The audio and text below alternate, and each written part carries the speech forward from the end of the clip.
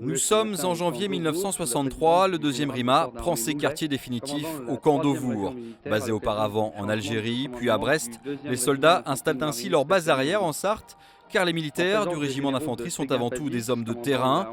Dès 1978 et les opérations au Tchad, les marsouins seront de tous les conflits. Liban, Yougoslavie, Côte d'Ivoire, le deuxième RIMA a payé son engagement par de nombreuses pertes. Les grosses pertes, en fait, on va dire, c'est en Côte d'Ivoire en 2004, donc où nous avons perdu un caporal-chef et 2 marsouins et 17 blessés. Et après l'Afghanistan, où nous avons perdu 2 marsouins. Hier encore, 2 unités ont repris le service actif au camp d'Auvour après 4 mois passés au Mali, près de 200 hommes en tout.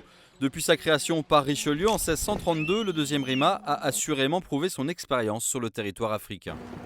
Actuellement, le chef de corps avec 2 compagnies sont toujours présents au Mali, mais dans un cadre complètement différent de l'opération Serval.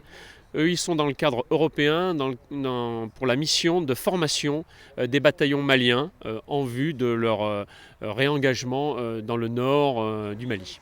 L'intégration du deuxième RIMA dans le paysage sartois est désormais totale. Chaque opération porte ouverte voit le camp d'Auvour rempli de visiteurs. La population n'a d'ailleurs jamais manqué de marquer son soutien aux militaires en période de drame. Maintenant, on sent bien que le régiment est bien intégré dans sa ville, qui est bien intégré dans son département. Et pour nous, c'est quand même très important de se sentir soutenu par la population. Entre les démonstrations d'engins de combat sur place au camp d'Auvour et la présence des militaires place de la République au Mans ce vendredi, le deuxième RIMA devrait re-signer la paix avec les Sartois pour ces 50 prochaines années.